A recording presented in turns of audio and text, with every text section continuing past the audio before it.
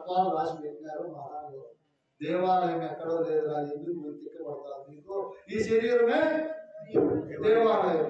ఈ శరీరాన్ని నడిపించేవాడే నేననేవాడు, ఇంకోడు లేడు దేవుడు. కొంతమంది మూర్ఖులు భూమధ్యంలో ఉన్నాడు చూసుకో, చెవుల్లో నాదస్వరూపంగా వినపడతాడు చూసుకో, కంఠంలో ఉన్నాడు చూసుకోమని ఇంకోడు ఉన్నాడు జ్యోతిగాను ఇంకో రూపంగాను చెప్తారు. నేనే లేదు, నేనే పరమాత్మ. ఏది? నేనే పరమాత్మ.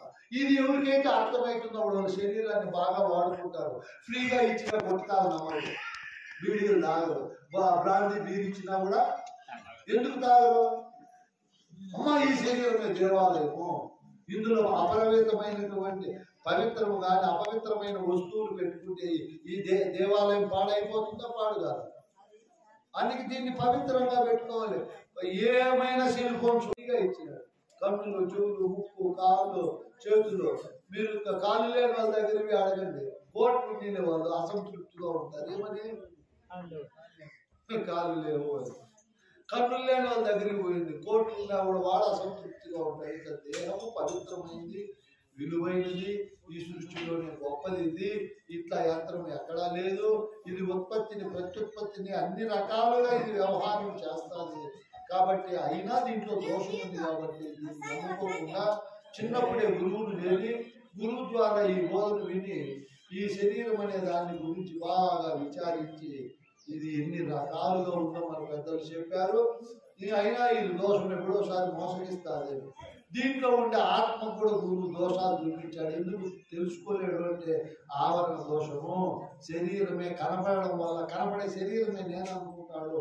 ఈ కుండ పైన మూత తీసేస్తే సూర్యుడు నీళ్ళల్లో అంత గురువు సాంఖ్యం ద్వారా, తారకం ద్వారా, అమనస్కం ద్వారా, మహావాక్యాల ద్వారా ఏం చేస్తాడు?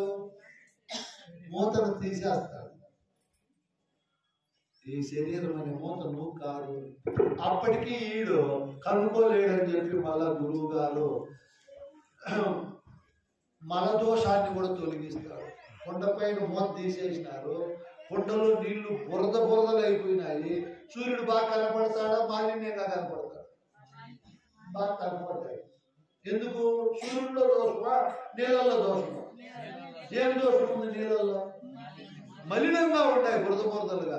అట్లే మానవుడు పుట్టుకతో పరమ పవిత్రంగా ఉండిన వయసు పోయే కొద్దీ ఆ నేననే ఆత్మ చుట్టూ మలినం వేసుకుంటాడు. ఏం వేసుకుంటాడు?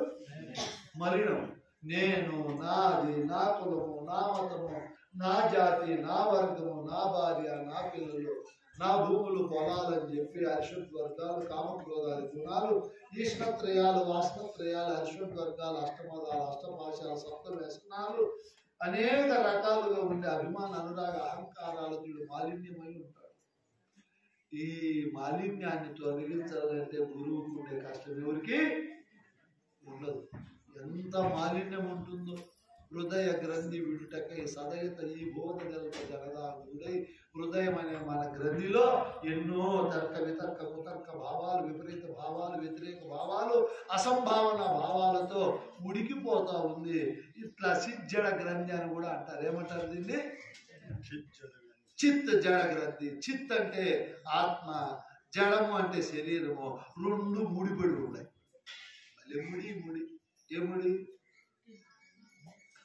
ఈ శరీరము, శరీరి ఒకదాన్ని ఒకటి సృజించుకొని ఉన్నాయి, ముడి వేసుకొని. ఈ ముడి ఇప్పితే లోపలేముండాయి? మంచి ఉండాయా, చెడ్డగా ఉండాయా? ఇట్లా గురుబిడ్డలకైతే మంచి ఉంటాయి. గురుభక్తి ఉంటుంది, ప్రేమ ఉంటుంది, తృప్తి ఉంటుంది, కరుణ ఉంటుంది, త్యాగం ఉంటుంది, సత్యం ఉంటుంది, దయ ఉంటుంది, న్యాయం ఉంటుంది, ధర్మం ఉంటుంది, అన్నీ ఉంటాయి. ఎవరి దగ్గర? వాళ్ళ హృదయం. ఇంకా ఈ బోధ తెలియని వాళ్ళ హృదయంలో అంతా మాలిన్యమే. అనేక రకాలైనటువంటి వాసనలు, కోరికలు, జాతి, మత, కుల, వర్గ, భాషా భేదాలతో ఎంతో మలినమై ఉంటాయి. ఇట్లా దోషాలతో ఉండేదాన్ని గురువు 12 సంవత్సరాలు పడతా తీసేయాలంటే. దేన్ని? ఆ మాలిన్యాన్ని. శివరామ దీక్షితులు చెప్తాడు, 12 సంవత్సరాలు అయినా కూడా కష్టమైన ఆయన దీర్ఘకాలం పడుతుంది అంటాడు. ఏమంటాడు? ఎడుంటే గురువుకు తెలిసింది కాదా ఎక్కువ, అవునా కాదా అనేది. ఈ విధంగా మాలిన్య రహితము చేసి గురువు విక్షేపము ఈ కదిలే స్వరూపము నాయన ఈ విధంగా ఉంటాదని పెద్దలు చెప్పారు. ఈ విక్షేపాన్ని తొలగించి గురువు నీళ్ళల్లో బురదను తీసేసి చూస్తే సూర్యుడు ఎట్లా కనపడతాడు అట్లా చూపిస్తాడు. ఆ తరువాత ఆ మలదోషం విక్షేపం అంటే కదలిక, మూత తీసేసినారు, నీళ్ళల్లో బురద లేదు, కుండ కదులుతా ఉందంట. కుండ కదిలినప్పుడు నీళ్ళు ఏమవుతాయి? కదిలే నీళ్ళలో సూర్యుడు బాగా కనపడతాడా? కనపడతాడు. ఇప్పుడు మన ఎరుకకు కూడా కదలిక ఎక్కువ. ఏమెక్కువ? కదలిక ఎక్కువ. వీడికి వచ్చేటప్పుడు కదులుతుంది, వచ్చిన వెంటనే పోవాలని మరి మధ్యాహ్నం ఎన్ని రకాల వంటలు చేసినాం మేము. ఉండండి స్వామి తినిపోతుంటే రావడము ప్రొద్దున వెళ్ళిపోవడం. ఏమో అంత కదలిక మనకు. అయినా వచ్చినా ఉందాము, 2 రోజులే కరువు పనికి పోకపోతే పేడపోతుంది నష్టమా, కూలి పోకపోతే నష్టమా, కొన్ని ఇంత సంపాదించే కొడుకులు బిడ్డలేమో గుర్తు పెట్టుకుంటారా? నేను బాగా చూసిన గుర్తు పెట్టుకోరు. వాళ్ళ మధ్య వాళ్ళకి పోటీలు వస్తాయి, ఆస్తి పంపకాలు, లేనిపోని బాధలు కలుగుతాయి. ఏమీ లేదనుకో వాళ్ళకి భయం కొడతారు బిడ్డలు. మా నాయన ఏం పెట్టింది కదా, మనం కష్టపడి సంపాదించుకోవాలని సంపాదించుకుంటారు. కష్టపడి సంపాదించుకుంటే దాంట్లో విలువ ఎక్కువ ఉంటుంది. మొత్తం మనమే సంపాదించిస్తే వాడు దుర్మార్గుడు అవుతాడు. నాకు ఇంత ఉండాలని గర్వము చేయడానికి పనులు చేసి సంఘానికి విద్రోహ చర్యల్లో గొప్ప పాత్ర ధరిస్తాడు. మీరు బాగా చూడండి, సృష్టి అనే ప్రకృతిలో పాముల వల్ల కానీ, అంటే క్రిమికీటకాల వల్ల, పక్షుల వల్ల, జంతువుల వల్ల హాని లేదు ప్రకృతికి. ఒక్క మానవుని వల్ల హాని ఉండాలి. ఎందుకుంది? అవి బాగా పాలిచ్చే వరకు పెట్టుకుంటాయి పిల్లల్ని, బతుకుతాయంటే వెంటనే పక్కకు వస్తాయి, మళ్ళీ ప్రేమించవు. ఏవి? ఈ మనిషి మునిమనోడు, మునిమని కూడా ఈడు ఎట్లా బతుకుతాడేమో అని ఈడు చదువుతూ ఉంటాడు. చెప్తుంది వాడేం బాగుంటాడు, ఎవరు బ్రహ్మాండంగా ఉంటాడు, వాడు ఆట పాడతాడు. ఇక్కడ మనసు కూడా ఇవన్నీ మనం బాగా ఆలోచన చేసి చూస్తే ఏమి అంత కదలిక, మనకు కదలిక ఎక్కువ ఉంటే టెన్షన్ ఉండాలని కొత్త డబ్బులు కనుక్కున్నారు డాక్టర్లు. ఏమయ్యా షుగర్ తగ్గలేదంటే, నాయన 10 మాత్రలు వేసుకున్న నీ కదలిక ఎక్కువ ఉందిరా. ఏముంది? మన తాత ముత్తాతలు అంత సద్దల సంగటి చేసుకొని చట్నీలు తిని బ్రహ్మాండంగా ఉండేవారు. మనకి ఇప్పుడు కూరగాయలు, పండ్లు, ఫలాలు 1 2 ఇట్లా తిండ్లు మన పెద్దలు తిన్నారా? తిండ్లు అయిన వాళ్ళు బాగున్నారు. మనకు లేదు, జబ్బులు. కదలిక ఎక్కువ మనకు. నిద్రలో కూడా కదలికే. ఈ సెల్లుపోని ఇంకా బలి కదిలిస్తారు దేన్ని? ఈ విధంగా కదలిక లేని స్థితిని ఎప్పుడైతే నువ్వు గురువు ద్వారా ఈ విక్షేపం అనే మాలిన్యాన్ని కదలికను తొలగిస్తావో అప్పుడు నీ స్వరూపమేమో నీకు తెలియబడతాడు. నేను ఆత్మని తెలుసుకున్న తరువాత ఆ పరమాత్మలో కూడా దోషాలు చూపించినారు మన పెద్దలు. శరీరానికి దోషం ఉంది, ఆయన చెప్పిన జననము మరణం అనే దోషము. ఇంక పరమాత్మకి ఏమి దోషం ఉంది నాయన? శంకరేశ్వర స్వామి ఆయన చెప్పాడు కృష్ణ ప్రభువులు, ఆవరణ విక్షేపము రెండింటికి దోషాలు. శక్తి ద్వయ నిరాశకమైన శుద్ధ నిర్గుణ తత్వము అని చెప్పాడు. శక్తి ద్వయాల ఆవరణ శక్తికి దోషం ఉంది, విక్షేప శక్తికి దోషం ఉంది. ఏం దోషం ఉంది ఈ విక్షేపమైన పరమాత్మకు? ఏముంది నాయన దోషం? దానికి ఏముంది? రమణ స్వామి, నిద్ర దోషం ఉందా? మరి నిద్రపోతాము పొంగలు తిని.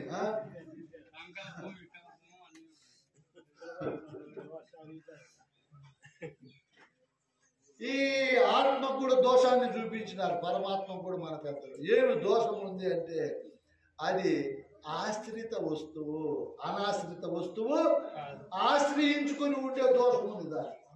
దేనికి? ఆత్మ. దేన్ని ఆశ్రయించుకుంది అది?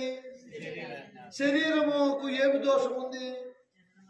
ఎన్నో దోషాలు ఉన్నాయనుకో. దోషభూయిష్టమైన శరీరాన్ని ఆశ్రయించుకొని ఉండే పరమాత్మ కూడా దోషం ఉందా లేదా? ఇప్పుడు నాకు రాత్రి కళ వచ్చింది. ఏమొచ్చింది? కళ. ఆ కళలో రోజు స్కూల్కి చదువు చెప్పినట్లు భలే ప్రమోషన్ల మీద ప్రమోషన్లు ఇచ్చి నన్ను పెద్దగా ఎంఈఓగా పోయిన ప్రమోషన్లు. ఆఫీస్ ఉండాలి, కారు ఉండాలి, అన్నీ ఉండాలి. ఎక్కడ? కళలో. మేలుకుంటేనే ఉండాలి ఆశ్రమంలో. కనపడిండే కళ అబద్ధమా? ఆ కనపడిండే కళను కన్నవాడు అబద్ధమా? రెండు అబద్ధాలే, రెండు అబద్ధాలే. కన్నవాడు అబద్ధమే, కనపడిండేది ఒకటి నిజమైతే ఇంకొకటి నిజమవు, ఒకటి నిజమైతే ఇంకొకటి ఖచ్చితంగా నిజమవు.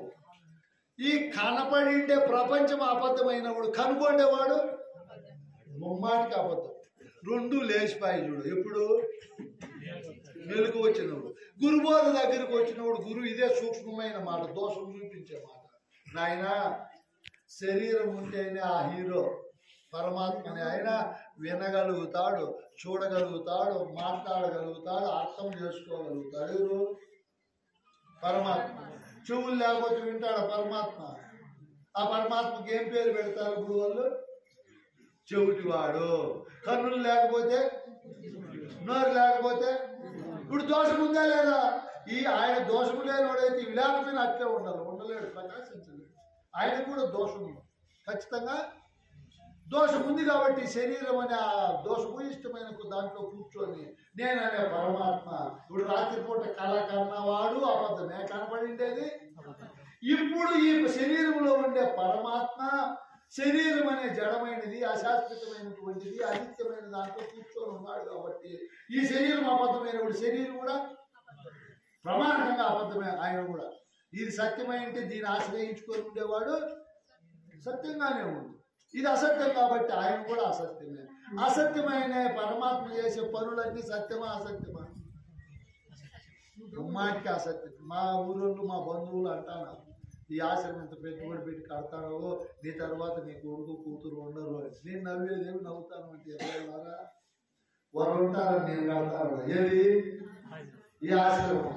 నేనున్న నాకు జరుగుతాను, నేను లేనప్పుడు ఎండిపోయి లాగే మరి బాగా సెకండ్ కూడా బాధపడుతుంది. ఒక్క సెకండ్ బాధపడుతుంది. నాకు అన్ని తెలుసు బాగా. అంత తోడు పొట్టాలంటే తమాస మాటల. ఎంత పుణ్యఫలం ఉండాలా, యుక్తాయుక్తాలు ఎంత ఉండాలా, ఓర్పు ఎంత ఉండాలా, సహనం ఎంత ఉండాలా. నా బిడ్డల్లో అంత పుణ్యఫలం చేసుకున్నారెంత లేదా? నా గురు బిడ్డలు కూడా నా బిడ్డలపై సత్యాస్వామి, నా దగ్గర శిష్యులైన వాళ్ళు కూడా ఎంత ఓర్పు ఉండాలి, ఎంత యుక్తి ఉండాలా, ఇంతమంది జనాలను ఆకర్షించాలంటే ఎంత వినయం ఉండాలా, విధేయత ఉండాలా, ఎంత అహంకారం ఉండాలా. ఈ సద్గుణాలు ఊరికే వస్తాయా? ₹1,00,00,000 పైన నీ ఖర్చు పెట్టినా కూడా నాకు రావాలి కాదు. ఏవి?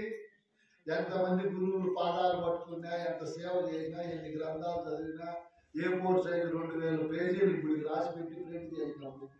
అయినా నాకు 10% కూడా రావాలి. నాకు బాగా నా బిడ్డలకు రావాలంటే అంత సామాన్యమైన విషయం కాదు, అది అసామాన్య విషయం. తెనాలి రామలింగుడు నల్లపిల్లిని అతనికి తెల్లపిల్లిగా చేయాలని మంత్రాలు చదువుతాడు. ఏమి ఇట్లా పని చేస్తాడు అంటే, స్వామి ఇప్పుడు మమ్మల్ని వారిని బ్రాహ్మణులుగా మార్చే దాంట్లో లేని కష్టం నాకు ఉంటుందా? పుట్టుకతో మమ్మల్ని ప్రొద్దున్న వచ్చి బాగా నీట్గా గడ్డం చేసేసినాడు. నేను మేలుకోకనే నీకు నచ్చిన ఏం వరం కావాలని కోరుకో అన్నాడు. ఎవరు? రాదు శ్రీకృష్ణ దేవరాయలు. బ్రాహ్మణ పని అయితే సులభంగా ఉంటుంది. 4 మాటలు మాట్లాడితే ఆవు నెయ్యి ఆవు పాలు బాగా సుఖంగా ఉండొచ్చు. ఆ పోస్ట్ అన్నాడు. ఏ పోస్ట్? బ్రాహ్మణుడిగా తయారు చేయి అన్నాడు. బ్రాహ్మణుడు పిలిపించి మంగళ శెట్టి బ్రాహ్మణ శెట్టిగా మార్చెట్టున్నా అంటే మార్చొచ్చు స్వామి అన్నారు. వాళ్ళైనా తెలియలేదు. ఎట్లా మార్చొచ్చుంటే ఏమీ లేదు. మాకు గుమ్మడికాయ అంత బంగారు ఇచ్చేస్తే మేము ఏదో ఒకటి చేసి మార్చేస్తామన్నారు. ఎవరిని? పుట్టుకతో మంగళ కులంలో పుట్టిన బ్రాహ్మణులుగా మార్చాలంటే నువ్వు అంత పని చేయను. ఇది నల్ల పిల్లి వేస్తా, ఈటా సోపు సార్ ఫోటో ఏదో ఒకటి వేసి నేను వానికి బుద్ధి వచ్చింది. ఎవరికి? నువ్వు నా బిడ్డలు మంగళ కులంలో పుట్టి బ్రాహ్మణుడిగా కావాలంటే అవుతారు. ఆయన ఇదేమన్నా అయ్యే పనేనా? ఇది నేను నాలుగు ఉంటుంది, ఆ తర్వాత ఏడాది ఊసిపోతుంది. నాకు బాగా తెలుసు. ఒక తరమే ఇల్లు కడితే ఉండేది కాపు, మళ్ళీ 2వ తరము మీరు హైదరాబాద్లోనూ మగపల్లిలోనూ ఇల్లు కట్టండి 2 కోట్లు పెట్టి, మళ్ళీ 30-40 ఏళ్ళు అయితే మీ పిల్లలు ఫ్రీగా ఉండమంటే బాడికు రాళ్ళ ఫ్రీగా ఉందరంగా ఉండరు. ఎందుకుంటారు? అప్పుడు మోడల్స్ వేరే అయిపోయింటాయి, ఆ పరికరాలు వేరే అయిపోయింటాయి, ఆ పద్ధతులే వేరే అయిపోయింటాయి. అవునా కాదా? ఎవరుంటారు? నేనున్నా నాకు జరుగుతుంది. నా తర్వాత యాడివాడు పేర్కొని అమ్ముకొని దొంగలు నాకు ఇంకా తప్పదు. ఈ గురుబోధ ఎరిగిన వాడు భయపడతాడా, దిగులు పడతాడా? వాడు ధీరుడై ఉంటాడు. ఎలా ఒకరిని అట్టపడుకుంటావు స్వామి అని, నా చుట్టూ పరిపూర్ణ ఉంది ఉండాలి, నాకేం భయపడు. ఆమెతో ఈ మనిగబలతో భయం దయ్యాలు ఉన్నాయి సృష్టిలో, ప్రామాణికంగా లేవు. చచ్చిపోయిన వాళ్ళు నిన్ను పడతారేమో అంటే 3 అడుగులు కింద వేసినా మళ్ళీ 4 అడుగులు కూడా దానిపైన గ్రానైట్ బండ పోయి కాలలేడు మెదలేడు ఎవరో వాళ్ళు రాలేరు కూడా నాకు తెలుసు. దోషం పోదు అర్థమైంది కదా నాకు. ఏం పోదు అర్థమైంది? శరీరం లేకపోతే శరీర దమ్మిడి పని చేయలేడు, 1 ఇంచు కూడా పోలేడు. ఎవరు లేకపోతే, శరీరం లేకపోతే శరీరి మనసు మళ్ళీ ఎక్కడో తిరుగుతుంది. అమ్మా అట్లా ఇట్లా మనసు నరికట్ట, మనసు ఎక్కడా తిరగలేదు, అన్ని అటకచ్చి పెట్టుకుంటుంది అంగిడి ఆడే. ఏది మనసు అన్ని తెచ్చి తలలో పెట్టుకొని ఆలోచన చేస్తుంది కదా. మనసు ఇటు నుంచి మా ఊర్లోకి అయిపోతుందా? నీ జేబులలో ఎంత లెక్క ఉండేది నా మనసు చెప్తుందా? చెప్పదు. ఇవన్నీ పరిపూర్ణ బాలేని వాడు దిగులు పడతాడు, పడుకుంటాడు, నిద్రపోతాడు. ఏ దానికి దిగులు పడతాడు. వారికి అన్ని తెలిసిపోయింటాయి. కొడుకు ఎంత, కూతురు ఎంత, తల్లిదండ్రులు ఎంత, శిష్యులు ఎట్లుంటారు, ఆశ్రమం ఎట్లా, అన్ని అనువనువు తెలుస్తుంది. ఆయన బ్రహ్మాండంగా దోషాలు కనిపెట్టింటాడు. దేంట్లో? శరీరంలో దోషం ఉంది, శరీరంలో దోషం ఉంది. 2 దోషము ఇష్టమై ఉన్నాయి. దోషంతో ఉండే సహజ లక్షణం ఉంది వాటికి. ఎప్పుడో ఒకసారి పోతుంది. పోయే దాని మీద వాడు చింత చేస్తాడు. బుద్ధుడోడైతే చేయడు, వాడు జీరుడై ఉంటాడు. రాత్రి కళ అబద్ధము, కళగన్నవాడు అబద్ధం అని తెలుసుకునేవాడు. ఇప్పుడు జాగ్రత్తలో నేననే వారిపైన దోసే భార్య, పిల్లలు, సమస్యలు, కనుక వస్తు వాహనాలతో కూడిన సమస్త సృష్టి అబద్ధం. అది ఎట్లా అబద్ధమో దాన్ని కనుగొనేవాడు కూడా అబద్ధమే. అబద్ధమైన వాడు చేసిండే ఈ మతాలు, శాస్త్రాలు, ఈ ఆచారాలు, అలవాట్లు, సాంప్రదాయాలు ఇవన్నీ సత్యమా అసత్యమా? మూల వస్తువు సత్యమైతే అవి చేసేది సత్యమే. మూల వస్తువు అసత్యం. అసత్యమైన శరీరం ఉంటేనే ఉంటుంది, అసత్యమైన శరీరం లేకపోతే ఉండలేదు. నాయన చెప్పాడు పెద్దలు. ఏం చెప్పారు నాయన?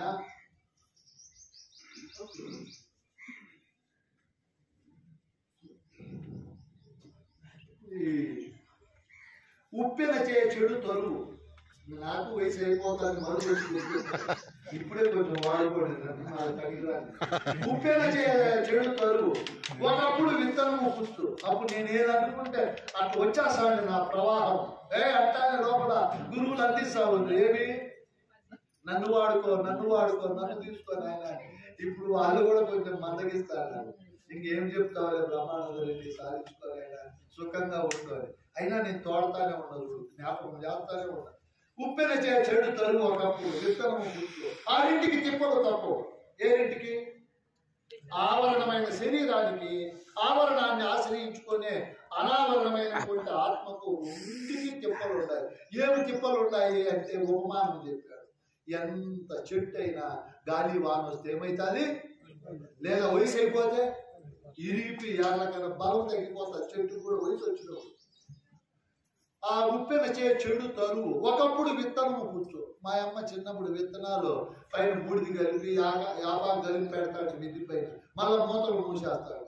అయినా 3 నెలలు 6 నెలల తర్వాత భూమి లేచేటప్పుడు అర్థం వెళ్ళిపోతాడు. ఏమి? పురుగులు పడిపోతాడు. అట్లా శరీరానికి, చెట్టుకు నాశనం ఉంది, విత్తనానికి ఇది గాలి వానకు చచ్చిపోతా ఉంది, విత్తనం పురుగు పడి చచ్చిపోతాడు. ఆ 2కి ఒకటి ఆధారమై ఉంది. ఏదది?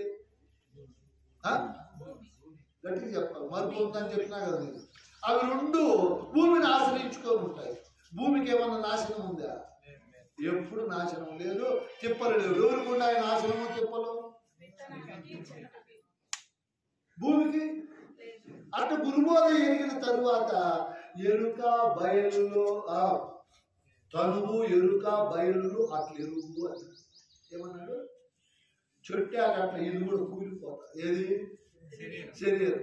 విత్తనము, నేననే విత్తనం ఉంది కదా శరీరంలో, అహంకారం, పరమాత్మ, దానికి కూడా నాశనం ఉంది. అది కూడా కూలిపోయి పాడైపోతుంది.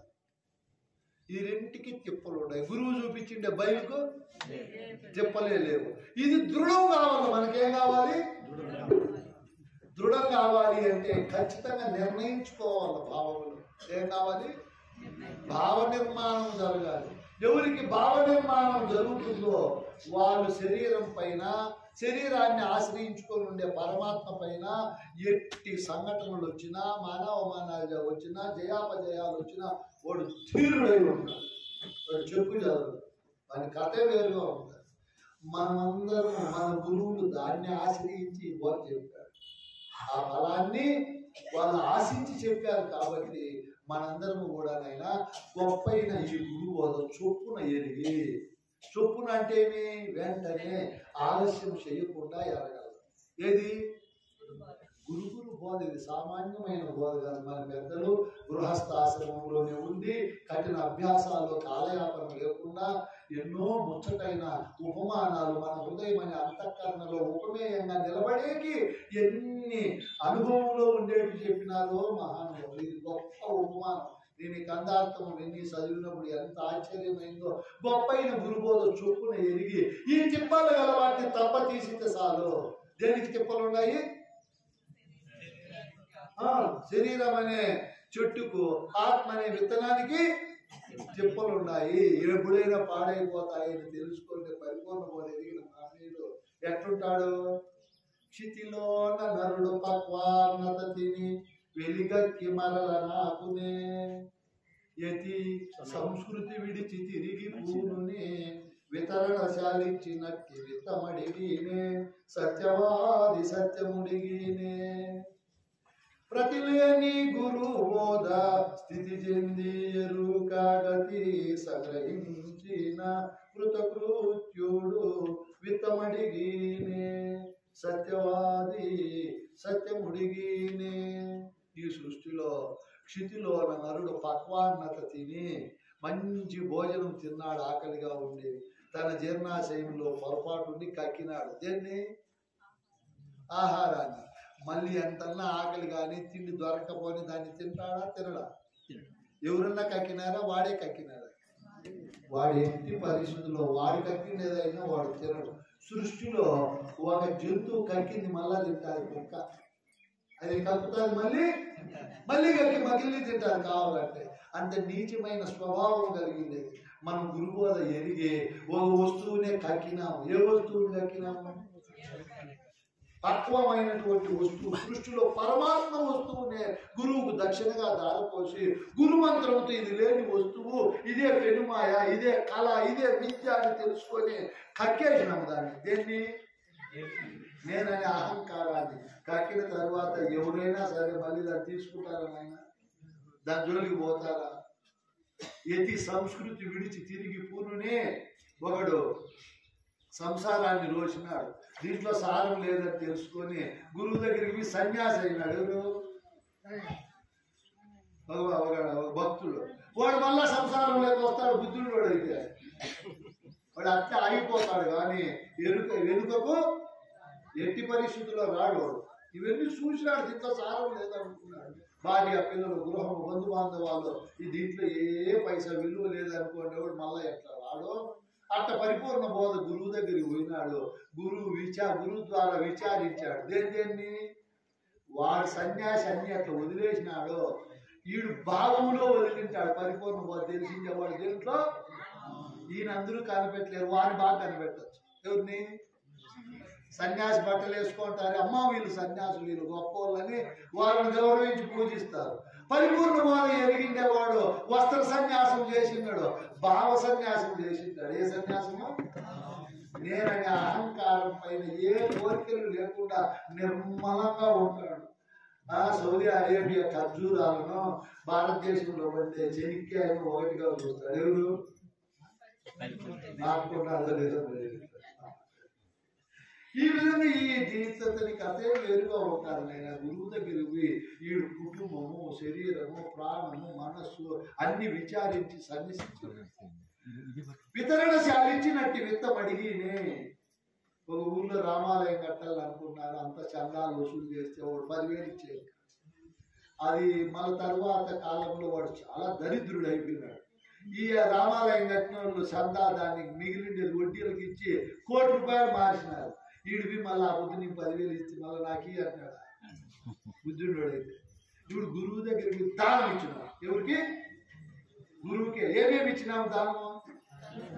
ధనము, మనస్సు, ప్రాణము, ధనం. బలి చక్రవర్తి దగ్గరికి పోయి వాళ్ళ గురువు చెప్పినాడు, రేపు వచ్చింది వాడు విష్ణువురా, వారి సాక్షులందు వైవాహికులందు మాన ప్రాణ విత్తంలో బొంకచునే వద్దురా ఇవ్వద్దు అన్నాడు. మన గురువు వచ్చినోడు విష్ణువు. అబ్బా నా భాగ్యమే భాగ్యం అయినా తండ్రి గురుదేవా ఇచ్చిన మాట తప్పుతానా? వాడు వచ్చిన వాడు విష్ణువు అయితే వాడి చేయి ఎక్కడెక్కడ పడి వచ్చింది? ఆదిని శ్రీ సతి కొప్పుపై, తనువుపై, అంశోత్తరీయముపై, పాదాత్ములపై, తను బాలింలపై నూతన మర్యాద చెందింది. ఎంతో సాధు సత్పురుషులు తలపైన పడింది. చేయి వచ్చి నా చేయి క్రింద అయింది. అది ఎక్కడుంది? దాన గ్రహీత అయినాడు, దాన ప్రదాతమైనాడు. ఎందుకంటే నాకేం కావాలయా ఈ జీవితానికి?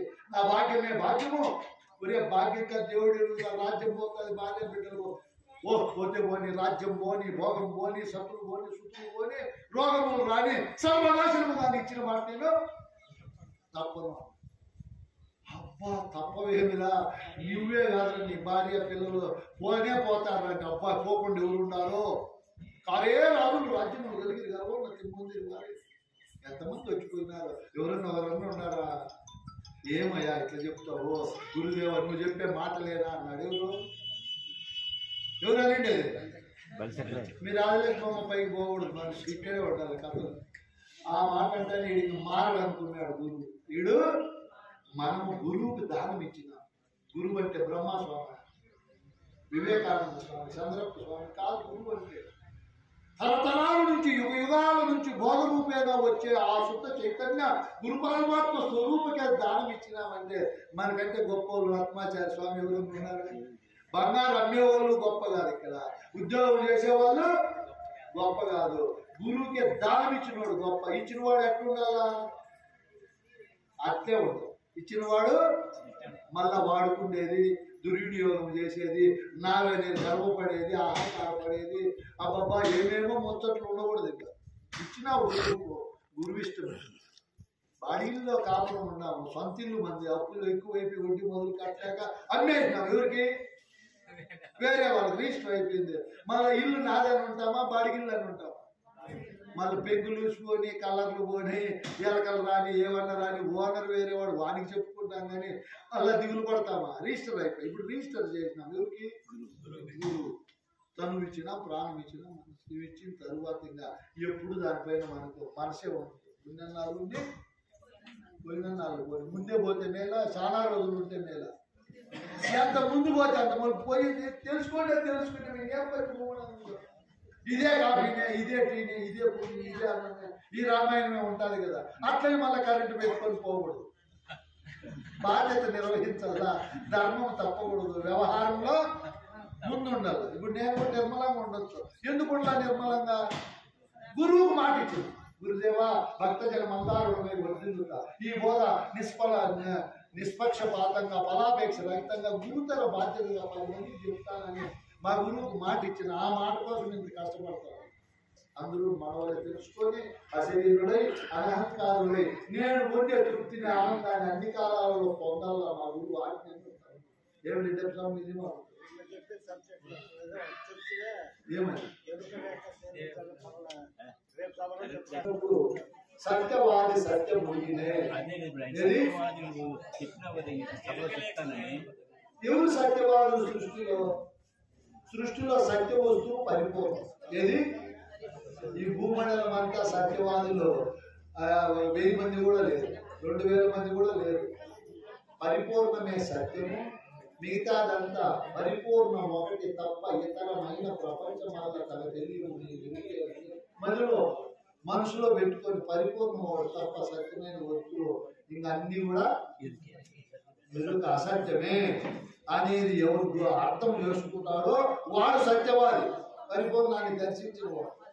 పరిపూర్ణాన్ని దర్శించకుండా ఎన్ని పై ముచ్చట్లు మాట్లాడిన వాడు సత్యవాది కాదు. సత్యవాది సత్యం మునిగి ప్రతిలేని గురుబోధ స్థితి చెంది. ఏ బోధ ఇది? భూమికి సాటి భూమి అయినా ఇంకోటి ఉంటుంది. సూర్యుడికి సాటి గాలికి సాటి, అగ్నికి సాటి అగ్ని, ఇంకోటి తెచ్చిపెట్టేది లేదు. ఈ పరిపూర్ణ బోధకు సాటి ఈ సృష్టిలో ఏ బోధ లేదు. అన్ని భ్రాంతి బోధలే, బ్రహ్మ. నీ సత్యమే మాట్లాడుతుంది. అవన్నీ భ్రమలు కల్పించి చెప్పలేని తిప్పలు పెడతారు. పరిపూర్ణ బోధ దగ్గరికి వస్తే ఏ తిప్పలు లేవు. హాయిగా మాటలనే పందిరి కింద గురు శిష్యులు కూర్చొని ఉన్నది ఉన్నట్లు ఎదిగి నిర్మల చిత్త అంతఃకరణ హృదయ మనోరంజనంతో ఎప్పుడూ ఉంటారు. మనస్సు రంజిస్తూ ఉంటారు బోధతో. వాడు చిత్తరంజనుడు అవుతాడు. అంత గొప్ప స్థితిగతులు వస్తాయి ఈ బోధ ద్వారా. ఈ విధంగా గురువు దగ్గరికి వచ్చి సాంగోపాంగంగా బోధ విని కృతకృత్యుడవుతాడు. ఇడేమవుతాడు? కృతకృత్యుడు. ఏమి కృత్యాన్ని సాధించాలని గురువు దగ్గరికి వచ్చాడు? పరమాత్మ స్థానానికి వచ్చి ఈ పరమాత్మ స్థానాన్ని భ్రష్టత్వం చేయాలి, దీన్ని కైంకర్యం చేయాలి, దీన్ని నిలువున ముంచాలని వచ్చినాడు. ఈ శిష్యుడు ఎట్లా ముంచుతాడు, దాన్ని ఎట్లా లేకుండా చేసుకోవాలనేది ఇప్పుడు కత్తివారిపల్లి నుంచి వచ్చిన గోగులు స్వామి వారి అనుభవాల వల్ల మామూలు ఏముంటే అది మనకు తెలియజేస్తారు. ఆ పైన నేను దాన్ని జోడించుకొని ఆ ఎరుక లేక సేవించే విధానాన్ని సత్యవాదిని కాబట్టి అటు ఇటు రెండు మనం సత్యమే. లౌకికంగా సత్యవాదులమే, పారమార్థికంగా లౌకికంగా అప్పుడప్పుడు పొరపాటు జరగదు. మీరేమనుకోకండి, అది అత్తమాచార్య స్వామికి తెలుసు.